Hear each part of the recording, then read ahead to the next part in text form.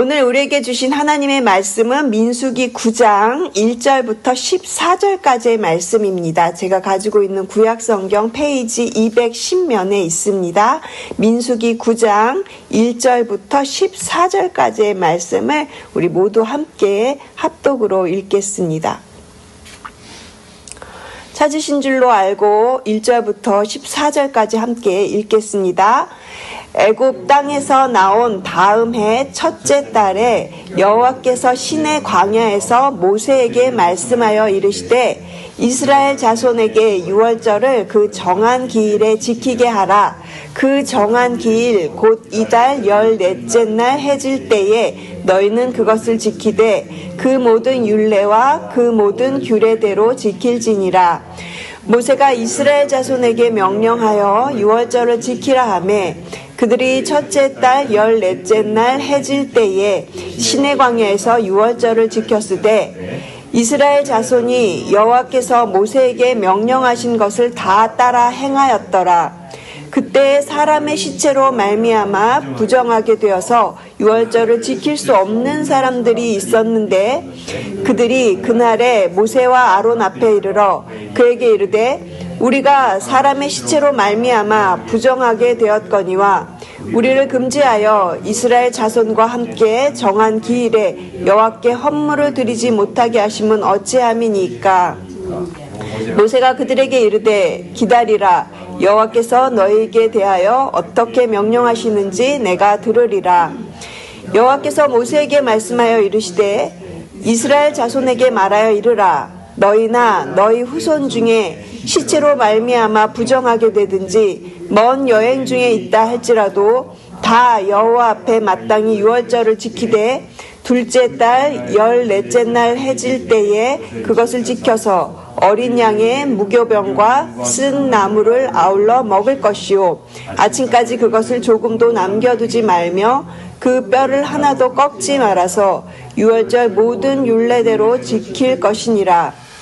그러나 사람이 정결하기도 하고 여행 중에도 있지 아니하면서 유월절을 지키지 아니하는 자는 그 백성 중에서 끊어지리니 이런 사람은 그 정한 기일에 여호와께 헌물을 드리지 아니하였은즉 그의 죄를 담당할지며 만일 타국인이 너희 중에 거류하여 여호와 앞에 유월절을 지키고자 하면 유월절 율례대로 그 규례를 따라서 행할지니 거류민에게나 본토인에게나 그 율례는 동일할 것이니라. 아멘. 읽으시느라고 수고 많으셨습니다. 감사합니다. 예배를 세우라는 제목으로 오늘 본문으로 말씀 나누겠습니다. 오늘 저희가 읽은 본문 민수기 9장에서는요. 유월절에 대한 이야기가 나오고 있어요. 유월절은 이스라엘 백성들이 출애굽을 하면서 장자의 죽음을 면하게 하였던 의식을 말하는데요. 출애굽기 12장 13절에서는 유월절에 대해서 이렇게 말씀하고 있어서 제가 읽어드리겠습니다. 너희 집에 바른 어린 양의 피가 표적이 될지라. 내가 그 피를 볼 때에 너희를 넘어가리니 재앙이 너희를 멸하지 아니하리라. 어린 양의 피를 문설주에 바르고 그러면 그 집은 죽음의 재앙이 그 집을 넘어갔습니다. 그날 밤 이스라엘은 그렇게 노예의 신분을 벗고 자유를 얻게 되었죠. 그리고 1년이라는 시간이 흘러서 지금 이스라엘은 시내산 광야 아래에서 출애굽 이후에 첫 유월절을 맞게 되었습니다. 오늘 본문에 보시면 하나님께서 모세에게 1월 14일에 유월절을 지키라고 말씀하시는데 그런데 문제가 생겼어요. 시체로 인해서 부정해진 그런 사람들 또한 여행 중에 있는 먼 곳에 있는 사람들이 지금 유월절에 참여하지 못한 상황이 그렇게 생긴 것입니다. 그래서 그들은 모세에게 우리도 유월절을 지키고 싶다 이렇게 하소연하였고 그리고 하나님께서는 그럼 2월 14일에 유월절을 지켜라 하면서 두 번째 유월절을 가르쳐 주십니다. 하나님은 하나님의 백성이 어떤 상황에 있든지 구원의 기쁨을 잊지 않기를 바라셨습니다. 광야 한복판에서도 모든 이들에게 예배할 기회를 주신 것이죠. 마찬가지로 오늘을 살아가는 우리들에게도 힘든 시간이 있습니다. 아파서 힘들어서 예배를 멀리 하게 돼야 될 때는 그런 때도 다가올 수가 있습니다. 하지만 하나님은 늘 기회를 주시고 또 우리를 기다리시는 분이십니다. 기회를 주시는 그 하나님의 은혜를 기억하면서 오늘 본문 속에서 유월절 이야기를 통해 우리가 다시 한번 예배를 세워나가게 되시기를 소망합니다. 이스라엘 백성들에게 유월절은 단순한 절기가 아니라 하나님의 구원을 기억하는, 그리고 하나님께 감사하는 시간이었고, 그리고 자신들의 정체성을 그렇게 확인하는 거룩한 예배의 자리였습니다. 오늘 본문 민수기 9장은 이스라엘 백성이 광야에서 유월절을 지키면서 하나님의 은혜를 다시금 경험하는 그 장면을, 특별한 장면을 우리에게 보여줍니다. 두 번째 유월절이라는 이 규례를 통해서 우리에게 어떠한 은혜를 주시는지 우리 함께 말씀을 나눌 때 오늘 본문 세 부분으로 나누어서 살펴보려고 하는데요. 첫 번째는 1절부터 5절까지 유월절은 구원의 시작임을 알려줍니다. 민수기 9장은 출애굽 2년차 1월 시내산 광야에서 시작됩니다. 하나님께서 모세에게 말씀하셨어요. 그 구절이 1절부터 이제 시작이 되는데 우리 함께 1절 말씀 다시 한번 같이 읽겠습니다. 애굽 땅에서 나온 다음 해 첫째 달에 여호와께서 시내 광야에서 모세에게 말씀하여 이르시되, 이스라엘 백성들이 출애굽을 한 지 다음 해니까 2년 차가 되는 거고요. 첫째 달이라고 했으니까 1월을 말하는 겁니다. 계속해서 2절과 3절을 보시면요. 제가 읽겠습니다. 이스라엘 자손에게 유월절을 그 정한 기일 1월 14일에 지키게 하라. 그리고 모든 율례와 규례대로 지키라. 이렇게 2절과 3절에서 이야기를 하고 있거든요. 이달 14째 날에 유월절을 지키라고 했으니까 1월 14일에 지키라고 하신 겁니다. 이것이 바로 출애굽에서 지금 출애굽 이후에 지금 처음 맞게 되는 유월절을 이야기를 하고 있습니다. 여러분 한번 이스라엘 백성들을 생각해 보시기 바랍니다. 1년 전에 이스라엘은 출애굽을 하면서 어린 양의 피를 이렇게 문설주에 바르고, 그리고 구원의 그 진노가 넘어가는 구원의 밤을 보냈던 그 감격이 아직도 생생할 것입니다. 출애굽기 12장 13절에서 제가 조금 아까도 그 말씀을 읽어드렸는데 우리가 또 찬송을 했죠. 내가 그 피를 볼 때에 너희를 넘어가리니, 그 양의 피를 볼 때 내가 너를 넘어서 가리라. 우리가 그렇게 찬송도 했지 않습니까? 여기서 넘어간다라는 단어가요, 히브리어로 페사흐, 곧 유월절, 패스오버의 의미입니다. 즉 하나님의 진노가 넘어간 사건인 거예요. 이스라엘을 노예에서 해방시킨 구원의 시작이었던 거예요. 이스라엘 백성들에게 이 유월절은요, 마치 광복절과 같은, 또 우리 미국에선 독립기념일과 또 같은 그런 날이었어요. 얼마나 큰 기쁨의 날이었겠습니까? 그래서 오늘 이 민수기 9장은 우리에게 뭘 얘기하냐면, 이렇게 이스라엘 백성들이 출애굽에서 해방되었던 것이 무엇을 통해서 시작되었나? 유월절을 지키는 것에서부터 시작한다라는 것을 우리에게 보여주고자 하는 것이죠. 유월절을 지킴으로 이제 출애굽의 그 해방이, 구원의 시작이 되었다라는 것을 보여주는 것처럼 민수기 9장에 와서는 이제 이스라엘 백성들이 가나안을 향해서 출발하려고 해요. 이제 가나안을 향해서 출발하는데 그들이 다시금 유월절을 지키면서 이제 약속하신 땅을 향해서 새 출발을 한다. 그것을 의미한다는 것이죠. 1년 전 애굽을 떠나서 유월절로 시작했듯이 이제 이스라엘은 가나안을 향한 이 여정 앞에서도 유월절로 시작을 하고 있다라는 것입니다. 이것은 하나님의 구원을 기억하면서 또한 자신들의 정체성을 확인하는 시간에서부터 출발한다는 것을 의미해요. 구원받은 백성, 자신들은 하나님의 소유다, 하나님의 백성이다라는 것을 되새기면서 이제 나아가려고 하는 시작점에 있는 것입니다. 사도 바울은 고린도전서 5장 7절에서 이렇게 말씀하셨어요. 우리의 유월절 양 곧 그리스도께서 희생되셨느니라. 이스라엘의 어린 양은 예수님을 예표합니다. 우리가 반드시 기억해야 할 것은 예수님의 십자가의 피로 우리는 모든 죄와 사망에서 구원받았다는 사실입니다. 그래서 오늘 민수기 9장의 유월절의 이야기가 저에게 중요한 것이죠.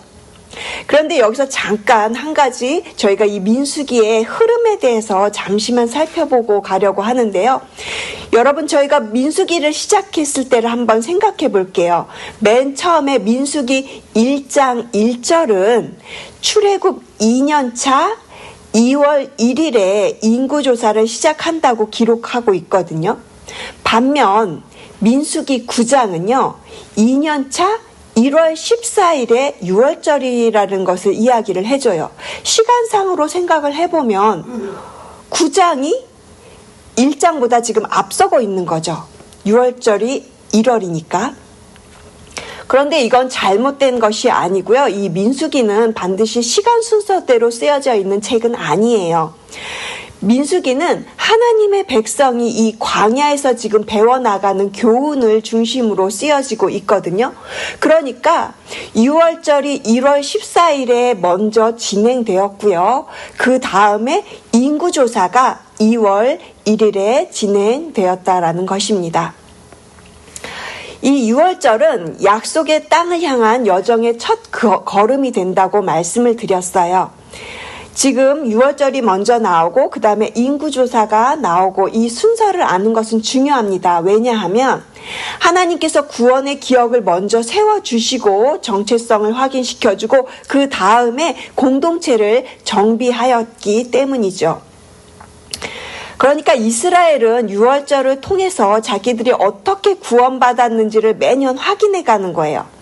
이스라엘 민족은 우리가 구원받을 자격이 없는데 이렇게 우리에게 엄청난 은혜를 주시는구나. 하나님은 언약을 지키시는 하나님이시구나. 이런 것들을 기억하면서 그렇게 예배로 나가라고 이 유월절을 통해서 그렇게 기억하라고 말씀하시는 것이죠. 마찬가지로 저희가 예배를 드리는 이유도 우리의 정체성을 기억하기 위해서 우리가 하나님의 자녀임을, 하나님의 백성임을 그렇게 확인하기 위해서 예배를 드리는 것입니다.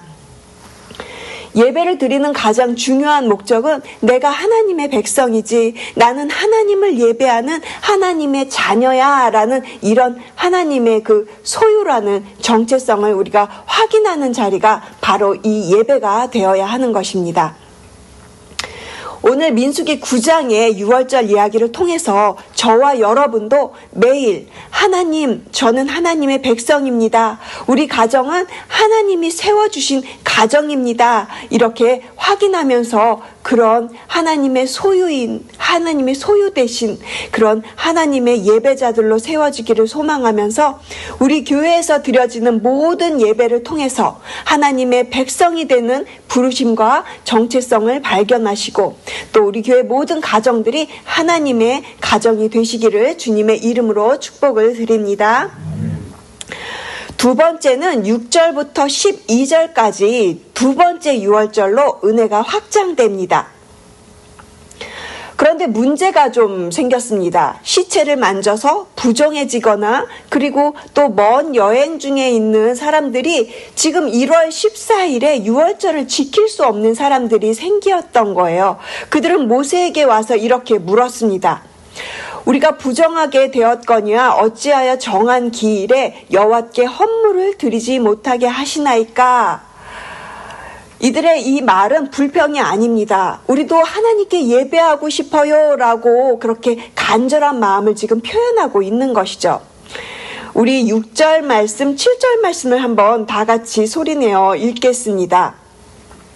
그때에 사람의 시체로 말미암아 부정하게 되어서 유월절을 지킬 수 없는 사람들이 있었는데 그들이 그날에 모세와 아론 앞에 이르러 그에게 이르되 우리가 사람의 시체로 말미암아 부정하게 되었거니와 우리를 금지하여 이스라엘 자손과 함께 정한 기일에 여호와께 헌물을 드리지 못하게 하심은 어찌함이니까. 이스라엘 백성들 사이 안에 부득이하게 예를 들면 가족의 장례를 치러야 돼서 시체를 만져야 되는 그런 상황이 생길 수도 있었던 거죠. 그런데 율법에 보면 시체를 만지면 7일 동안 부정하게 되기 때문에 격리하라고 했거든요. 유월절에 참석하고 싶은데 격리해야 되는 그런 상황이 오니까 유월절에 참석을 할 수가 없게 되는 것이죠. 그래서 모세를 찾아간 겁니다. 우리는 어떻게 합니까? 우리는 어떻게 이 유월절을 참석하고 싶은데 우리는 그럼 어떻게 해야 되죠? 하고 이렇게 물으니까 모세도 미처 그 생각을 하지 못했던 거예요. 그래서 모세는 바로 대답을 주지 않고 이들에게 이렇게 말을 해요. 모세의 답이 바로 8절인데요. 그 8절 말씀 제가 읽겠습니다. 모세가 그들에게 이르되 기다리라. 여호와께서 너희에게 대하여 어떻게 명령하시는지 내가 들으리라 그래요. 누구에게 간 겁니까? 모세가 하나님 앞에 가서 기도한 거예요. 모세가 하나님께 여쭈어 보겠다라는 것입니다. 모세는 자신이 이스라엘의 공동체의 최고의 리더였지만 백성들의 이 질문 앞에서 자기가 갖고 있는 어떤 경험으로 그것을 대답하지 않았어요. 백성들이 이렇게 질문을 갖고 왔을 때 모세가 하나님 앞에 가서 여쭈어 보고 하나님께 물어보니까 하나님께서 금방 대답을 주셨습니다. 그 대답이 9절부터 11절 말씀을 보시면요. 제가 읽겠습니다. 여호와께서 모세에게 말씀하여 이르시되 이스라엘 자손에게 말하여 이르라. 너희나 너희 후손 중에 시체로 말미암아 부정하게 되든지 또 먼 여행 중에 있다 할지라도 다 여호와 앞에 마땅히 유월절을 지키되 둘째 달 14째 날 해질 때에 그것을 지켜서 어린 양의 무교병과 쓴 나물을 아울러 먹을 것이요. 그러니까 둘째 달 14째 날에 유월절을 지키라는 거예요. 백성들 가운데 가족들의 장례 때문에 시체를 만져서 부정하게 되었다면 그들을 위해서 특별하게 날짜를 더 연기해서 주시는 것입니다. 그리고 먼 여행 중에 있는 사람들, 부득불 그 기간 내에 1월 14일까지 못 돌아올 수 있잖아요. 그런 사람들에게도 이 유월절을 지킬 수 있도록 특별하게 규정을 허락해 주시는 것입니다. 그래서 한 달의 시간을 더 주시는데 2월 14일 두 번째 유월절로 드려라 이렇게 특별 규정을 주신 것이죠. 정기적으로 1월 14일 날 유월절을 지켜야 되는데 하나님께서 이렇게 그 시간 안에 못 돌아오는 사람들, 못 드리는 사람들을 위해서 다시 한번 특별한 은혜를 주셨던 날, 이것이 바로 두 번째 유월절이라는 것입니다. 이 규정은 하나님의 거룩함과 은혜가 함께 드러나는 장면입니다. 레위기에 보면 하나님은 부정한 자가 유월절에 참여할 수 없도록 거룩함을 요구하십니다. 하지만 동시에 연약한 백성을 배려하며 이 두 번째 유월절의 기회를 열어주셨습니다. 이는 하나님께서 모든 백성이 구원의 감격을 경험하며 하나님께 나아오길 원하신다라는 것을 우리가 분명히 알 수 있다라는 것이죠. 심지어는 14절에 보시면 타국인도 이방인들도 유월절을 지킬 수 있다라고 하시면서 구원의 문이 모든 만민을 향해서 열려 있음을 보여줍니다. 우리 함께 14절 말씀도 같이 읽겠습니다. 만일 타국인이 너희 중에 거류하여 여호와 앞에 유월절을 지키고자 하면 유월절 율례대로 그 규례를 따라서 행할지니 거류민에게나 본토인에게나 그 율례는 동일할 것이니라. 아멘. 유대인들이나 외국인들이나 모든 자들이 그 땅 안에 살고 있으면 다 유월절을 원하는 사람은 지킬 수 있다라고 그렇게 말씀해 주신 거예요. 사랑하는 성도 여러분, 두 번째 유월절은 우리로 하여금 예수님을 생각나게 합니다. 예수님께서는 수고하고 무거운 짐진 자들아 다 내게 오라고 그렇게 말씀을 하셨죠. 모든 사람을 향해서 열려있는 예수님의 초대입니다. 우리는 삶의 어려운 순간 앞에서도 혹시 우리가 너무 어려워서 또는 어떠한 상황 가운데 우리가 예배에 어떤 그런 기회를 놓친다고 할지라도 염려하지 마십시오.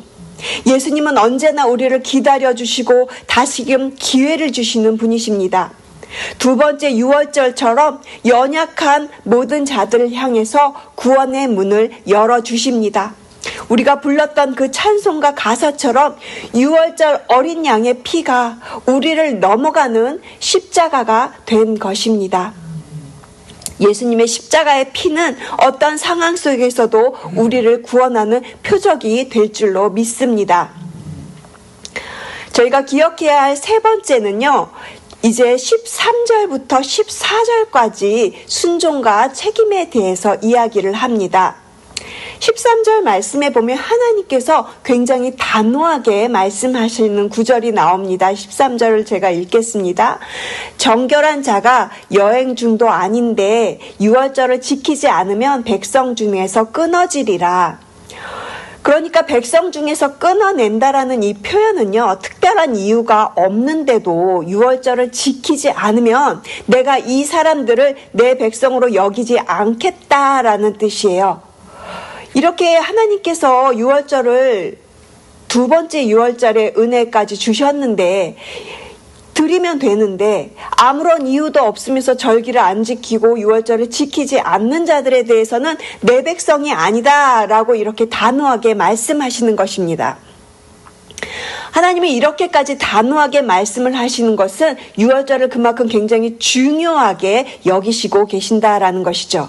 왜 이렇게 유월절을 중요하게 여기시는 걸까요? 유월절을 통해서 무엇을 말씀하시고자 하는 걸까요?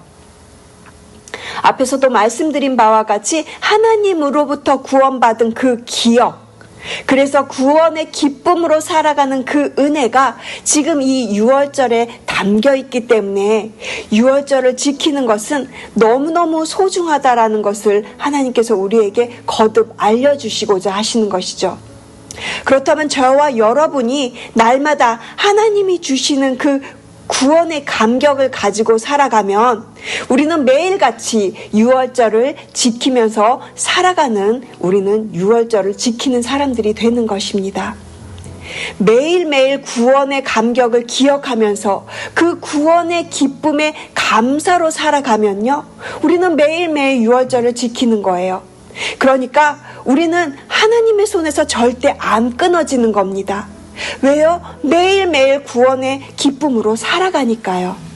그것이 유월절을 지키는, 지금 이 시대를 살아가는 하나님의 백성의 모습이라는 것입니다. 하나님은 두 번째 유월절이라는 은혜의 기회를 주셨지만 그 은혜를 가볍게 여기지 말라고 우리에게 당부하십니다. 이것은 오늘날 우리에게도 적용될 수 있습니다. 예배와 말씀을 소중하게 여기지 않는다면, 그것을 소홀히 하고 잊어버린다면 우리는 하나님의 백성으로서의 정체성을 잃을 수도 있고 그것이 흐려질 수도 있다라는 것을 이야기합니다. 어떤 이유에서든지 예배가 무너지면 신앙이 흔들리게 됩니다.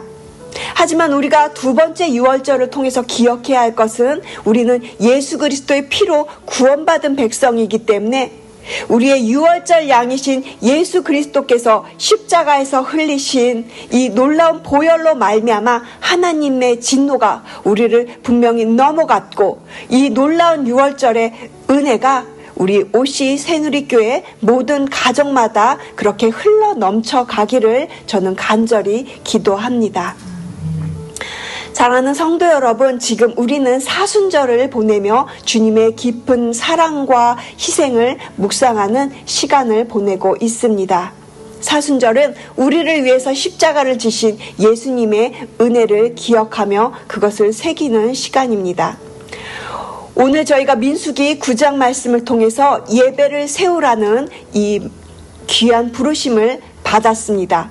하나님께서는 연약한 자들도 예배할 수 있도록 두 번째 유월절을 허락해 주셨습니다. 이것은 하나님께서 그 누구도 외면하지 않으시고 다시금 돌아올 기회를 허락해 주시는 사랑의 하나님이신 것을 우리가 생각해 보게 됩니다. 우리의 삶에도 때로는 부족함과 연약함이 있지만 하나님은 여전히 우리를 부르시며 예배의 자리로 나오기를 기다리고 계십니다. 이제 앞으로 열흘 뒤에는 고난주간이 시작됩니다. 4월 14일부터 우리가 특별 새벽 예배와 그리고 이제 릴레이 기도가 시작되는데요. 이 시간을 통해서 우리 모든 교회가 더욱 주님께 가까이 나올 수 있는 고난주간이 되기를 기도합니다. 예수님의 그 고난과 사랑을 깊이 묵상하면서 우리의 신앙을 새롭게 다질 수 있는 이 사순절 고난주간이 되기를 소망합니다. 특별 새벽 예배에 우리 모두가 함께 참여하고 또 하나님 앞에 엎드리면서 릴레이 기도를 통해서 서로를 위해서 간절히 기도하는 중보의 시간이 되기를 소망하며 우리 함께 예배를 세워가는 일에 우리가 우리의 신앙을 깊이 하는 이 사순절과 고난주간이 되기를 그렇게 같이 기도해 주시기 바랍니다. OC 새누리교회가 Together We Build라는 고백과 함께 예배 공동체로 더욱더 든든히 서 나가게 되기를 주님의 이름으로 축복을 드립니다. 기도하시겠습니다. 사랑과 은혜가 풍성하신 하나님 아버지, 오늘 우리에게 귀한 말씀을 허락하시고 예배의 자리로 불러주심에 감사를 드립니다. 주님, 지금 우리가 사순절을 지나면서 예수님의 십자가를 깊이 묵상하게 하시니 감사합니다. 우리의 연약함을 아시고 다시 일어설 기회를 주시는 하나님을 기억하며 날마다 은혜의 자리로 나아가는 저희들 되게 하여 주시옵소서. 곧 다가올 고난주간을 저희가 준비하며 우리의 마음을 새롭게 하길 원합니다. 특별 새벽 예배와 릴레이 기도를 통해서 더욱 주님께 가까이 나아가게 하시고 우리의 신앙이 뜨겁게 회복되는 시간이 되게 하여 주시옵소서.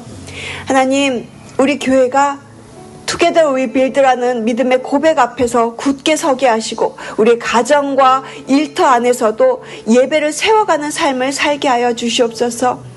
우리의 예배가 형식이 아니라 주님과의 깊은 교제의 시간이 되게 하시고 우리가 하나님의 뜻대로 기도하며 나아가기를 소망합니다. 이제 앞으로 말씀 우리가 민수기 9장 말씀 기억하면서 예배자로 살아가게 하시고 하나님께 영광 올려드리는 거룩한 삶을 살아가는 주의 백성이 되게 하여 주시옵소서.